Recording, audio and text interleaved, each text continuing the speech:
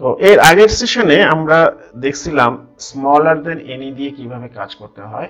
তো এখানে আমরা একটা কোয়ারি লিখছিলাম এই ধরনের, এই কোয়ারি থেকে আমরা এখন স্মলার দেন এনি না লিখে এখানে আমরা দিলাম স্মলার দেন অল।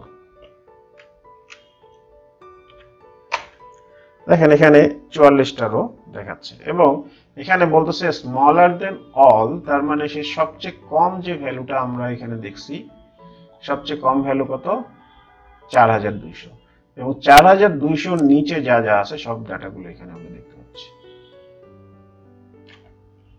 সরি এটা না,